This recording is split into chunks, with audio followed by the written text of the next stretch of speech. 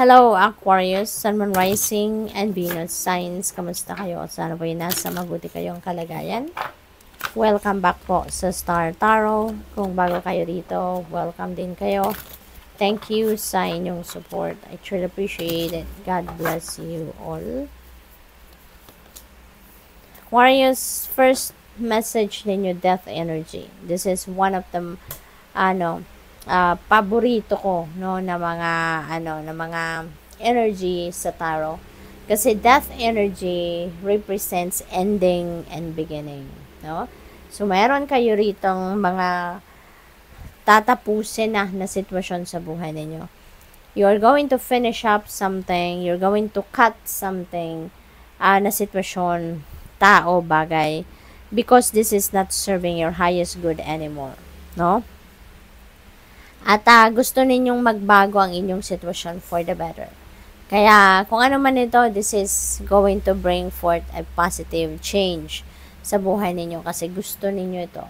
Ginusto ninyo to, pinipili ninyong i-reshape ang buhay ninyo sa ngayon, no? Dahil maybe there are also opportunities around you, no, na magbibigay ng pagkakataon para mabago ang inyong sitwasyon and you are going for it.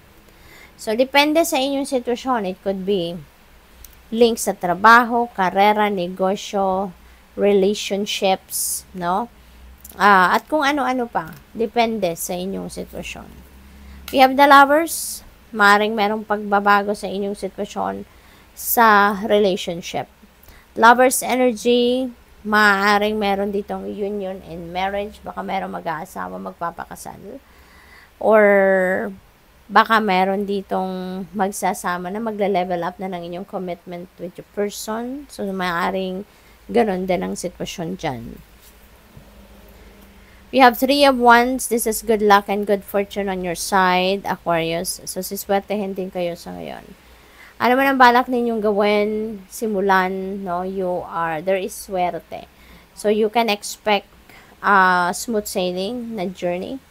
And you can expect success sa kung ano man ang gagawin ninyo. Travel is also imminent for some of you dito, Aquarius. 9 of Swords, nag-overthink, nag-overanalyze, nag-worry ang iba sa inyo rito. To the extent na nagkakaroon na kayo ng anxiety. No? So maybe, kaya mas lalo kayo namang problema siguro dito because baka yung pinoproblema ninyo ay hindi pa naman talaga existing na problema. Aquarius. Kasi mas mahirap yon, diba? Na mag-overthink tayo. Mas nakakawindang yon kaysa yung nakikita mo na yung totoong problema, alam mo na ang totoong problema, mas kahit papano may direksyon kung ano ang iisipin mo, ano ang gagawin mo. But when you are overthinking, pag iniisip mo, yung hindi pa naman talaga, hindi mo pa nakikita, mas mahirap yon. Kasi marami kang pwedeng maisip dyan na iba-ibang direksyon.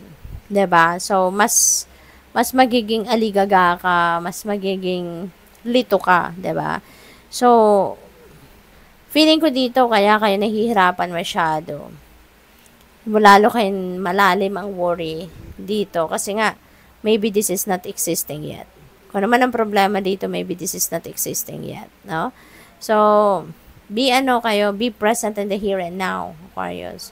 Kung ano meron ngayon, kung ano nangyayari sa ngayon, just focus on that. Wag na muna kayong mag-isip ng milya-milyang advance kasi mas kayo lang mahihirapan dyan, okay? We have judgment. Merong awakening dito na mangyayari. So, which is good. Kasi maybe truth will come out. Kaya mas malilinawan ang inyong isipan. Mas magkakaroon kayo ng clear direction of where you're heading. Kung anong decision ang gagawin ninyo. No? What else? We have 4 of Wands. Ayan. So, merong kasalan talaga. Parang meron talagang kasalang magaganap. It's either kayo ikakasal or kayo ay may pupuntahang kasalan. Baka kayo may a-attendan na kasalan, no? Aquarius. So, definitely there is union in marriage. Dito for some of you. This also could be celebration. Kung ano man okasyon. Baka merong accomplishments, achievements. ang pamilya or kayo personal, no? So, maaaring yun ang isa-celebrate ninyo with your family. Meron din dito sigurong okasyon na dadaluhan kayo, no? We have 7 of Wands. Ayan. So, maybe, may mga challenging situations na kinakaharap ang iba sa inyo dito, Aquarius. Pero, huwag kayong mapaghinaan ng loob. Continue to persevere. Panindigan ninyo kung ano ang tama, kung anong nararapat, kung ano sa tingin ninyo ang dapat. Okay? Maging matatag kayo, buhayin ninyo or gisingin ninyo yung inyong inner strength and courage sa puso ninyo. Okay? Pasasaan ba at makakayanan ninyo yan lusutan. Alright? Huwag kayong papadala sa mga intimidation ng iba. 8 of Wands. This is good news coming your way. Maybe yung mga balitang ito related to opportunities. Maaaring may travel talaga na gagawin din ng iba sa inyo rito. Aquarius, maaaring yung opportunity na yan is an opportunity to travel at could be related to studies, na tour, bisita, trabaho, negosyo. No? So, depende sa inyong sitwasyon, but definitely, baka mabisi kayo around this time, Aquarius, because of various opportunities na maaring dumating sa inyo sa ngayon. Okay? At saka, you need to be ready, fit, no?